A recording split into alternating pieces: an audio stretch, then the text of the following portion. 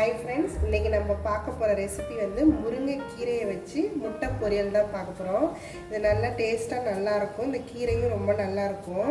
இதுக்கு என்னென்ன இன்க்ரீடியன்ட்ஸுன்றதை பார்த்துலாம். முருங்கைக்கீரை 1 கப் நான் எடுத்து வச்சுருக்கேன். கழுவி இந்த மாதிரி தனித்தனியாக உதுத்து வச்சுருக்கேன். சின்ன வெங்காயம் சின்ன சின்ன பீஸஸாக கட் பண்ணி வச்சுருக்கேன். நான் இதுக்கு வந்து ஸ்மால் ஆனியன் தான் யூஸ் பண்ணுறேன். நீங்கள் பெரிய வெங்காயம் கூட யூஸ் பண்ணலாம். தாளிக்கிறதுக்கு கடுகு, உளுத்தம்பருப்பு, எண்ணெய், வரமிளகா, பூண்டு சின்னதாக பொடி பொடியாக கட் பண்ணி வச்சுருக்கேன், உப்பு, முட்டை இதெல்லாம் வச்சு தான் பண்ண போகிறோம். வாங்க இந்த இதை எப்படி பண்ணலான்றதை பார்க்கலாம். இப்போ நான் சட்டி காஞ்சிருச்சு. நான் எண்ணெய் ஊற்றிக்கிறேன்.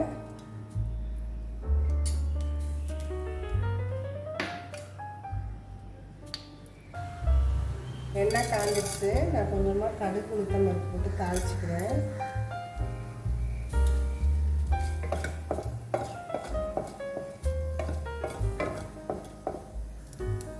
கடுகு பொரிஞ்சிருச்சு. நான் 2 வரமிளகாய் அதுக்கு யூஸ் பண்ணிக்கிறேன். காரம் வந்து நம்மளுக்கு எவ்வளோ வேணுமோ அதுக்கு தகுந்த மாதிரி நான் 2 யூஸ் பண்ணியிருக்கேன். நீங்கள் உங்களுக்கு எவ்வளோ தேவையோ அவ்வளோ யூஸ் பண்ணிக்கலாம். கொஞ்சமாக நான் பெருங்காயம் போட்டுக்கிறேன். ஆனியன் போடுறேன்.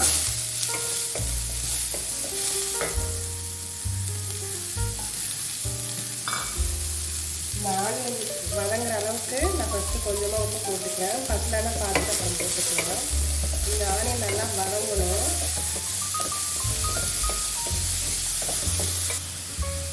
நான் இப்போ இந்த சின்னதாக கட் பண்ணி வச்ச பூண்டையும் இதில் சேர்த்துக்கேன். இந்த ரெண்டுத்தையும் நம்ம நல்லா வதங்கிக்கணும். வதக்கின பிறகு தான் நம்ம கீரை இதில் போட போகிறோம். இந்த முருங்கைக்கீரை நிறைய அயன் சத்து உள்ளது. இது நம்ம டெய்லி கூட எடுத்துக்கலாம். டெய்லி ஏதாவது ஒரு கீரை எடுத்துக்கிறது நல்லது.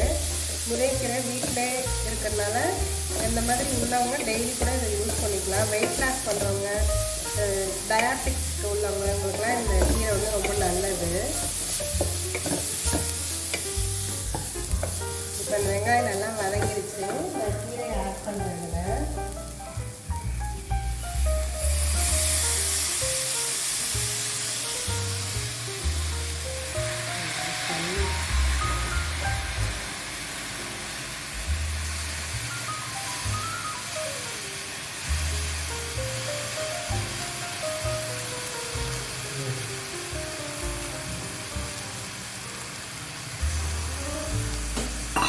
இப்போ இந்த கீரை வெந்திருக்கும். 10 நிமிஷம் ஆயிடுச்சு. இது நல்லா வெந்துருச்சு.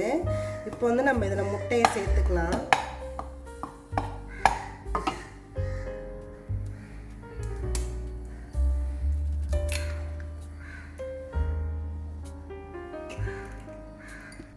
இந்த முட்டைக்காக நான் கொஞ்சோண்டு மிளகுத்தூளும்